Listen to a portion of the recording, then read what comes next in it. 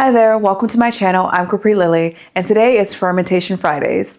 Today's video is part 2 of where I show you how easy it is to ferment any vegetable at home. In part 1, I showed you 3 ways to lacto-ferment veggies at home.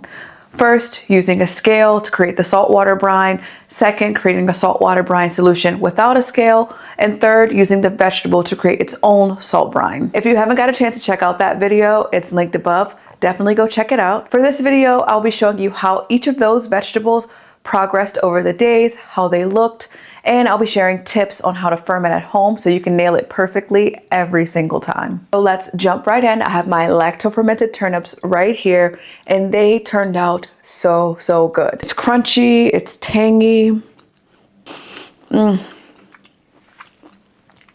It's so good. Here are the fermented vegetables on the day they were made. I have beet ginger sauerkraut, lacto-fermented cauliflower and carrots, and lacto-fermented turnips. Pay close attention to how the liquid looks. Right now, it's pretty clear in color. Over the next few days, you'll start to notice some changes. The brine may become slightly darker or cloudier, and that's completely normal. It's a sign that fermentation is active as beneficial bacteria multiply and release compounds into the liquid.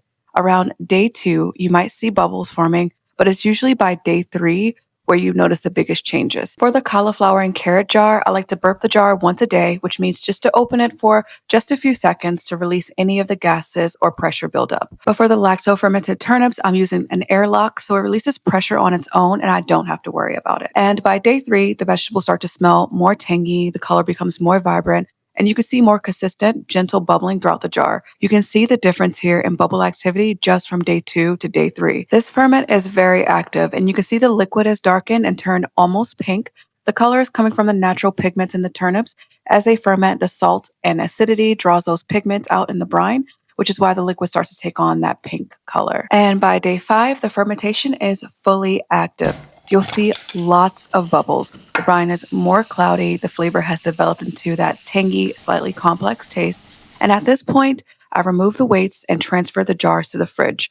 The colder temperature slows everything down and helps preserve that flavor right where I like it. So I made myself a little ferment plate here so that I can taste these veggies with you. Lacto-fermented turnips are actually my favorite. When they're raw, the flavor is kind of strong and it's hard to eat more than 1 or 2 slices. But when they're lacto-fermented, they're almost addictive. I love the flavor. I don't know if you can hear how crunchy they are, but they're absolutely delicious. They have the perfect bite. I can definitely taste the flavor of the garlic. I can also taste the flavor of the rosemary. It's all very subtle. The main thing I taste is the turnip. It's kind of peppery almost and tangy, but it's so good. I can imagine this on salads, on tacos. I actually really like to pair this with fish. These are definitely going on my next charcuterie board, and that's why this recipe is so perfect for the spring, because it actually lasts up to 3 to 6 months in the fridge. So you can ferment this once, 3 to 5 days, 7 if your ferment's a little slow, and this will last in the fridge for spring and summer. I mean, if it can last that long, they're so good. So here is my lacto-fermented cauliflower and my lacto-fermented carrots. I love fermented cauliflower in particular because during lacto-fermentation, bacteria help break down fibers and compounds like phytic acid, which bind to minerals. And after this breakdown, it actually makes it a lot easier for your body to absorb minerals like iron, calcium, potassium, and that's why I love lacto-fermented veggies. The nutrients become more bioavailable and easier for your body to use, and it's a lot more gentle on your stomach than raw vegetables in many cases. It is important to note that those who are sensitive to histamine or very fermented foods may not tolerate fermented foods as well. The lacto-fermented cauliflower, I'm excited to share how it tastes with you.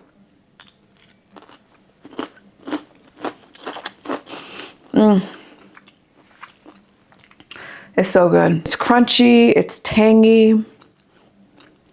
Still tastes like cauliflower, but like elevated. There's a little bit of a kick to it from the peppers that I used.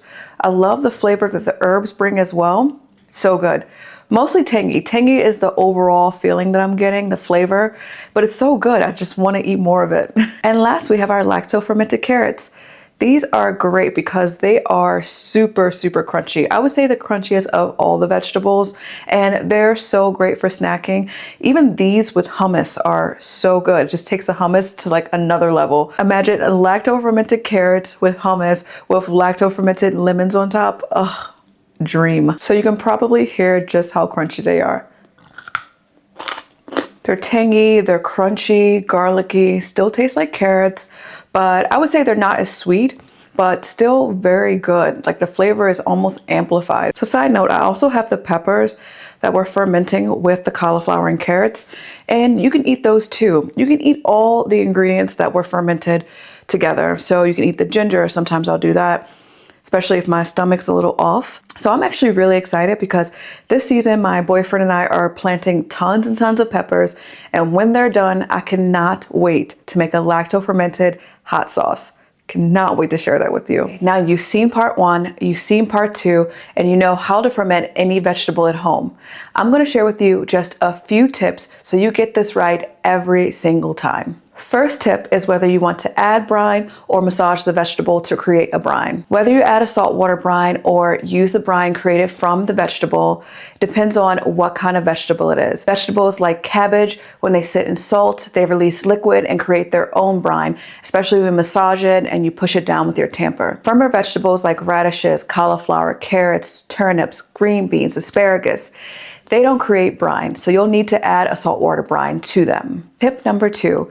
You want to make sure to use filtered or dechlorinated water. Tap water often contains chlorine, which is designed to kill bacteria, even beneficial bacteria that you need for fermenting. So you want to make sure to avoid tap water. For lacto-fermenting, spring water, filtered water, or even dechlorinated water work best. Tip number 3 is to actually taste your ferment as you go. Fermenting isn't a one-size-fits-all. Temperature, salt, the environment, all of these things can affect your ferment and how it progresses. In warmer kitchens, fermentation tends to speed up. In cooler environment, fermentation tends to slow down. That's why I always recommend tasting your ferment between day 3 and day 5 so that you can taste it and see, and you want to catch your ferment at the optimal taste and stop the fermentation process then.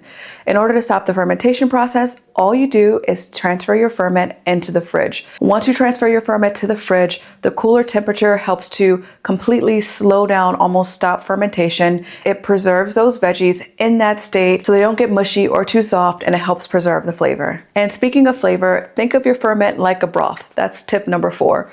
You want to build the flavor early when you're creating the ferment. So add your garlic, add your spices, add your cinnamon, add your star anise, add whatever you'd like to amplify the flavor of your ferment. You can get as creative as you like, and it helps to develop a more complex flavor. And tip number 5 is to watch the bubbles, not the clock. Like I mentioned earlier, everyone's environment is different, so sometimes time isn't the best indicator of a ferment, but activity is. Do you see bubbles? Is it becoming a little cloudy? Does it smell tangy? These are good signs of fermentation activity. And that's it. I hope you enjoyed this video and you try lacto-fermented veggies at home. Don't forget to like, share, comment, and subscribe, and I'll see you in the next Fermentation Friday video.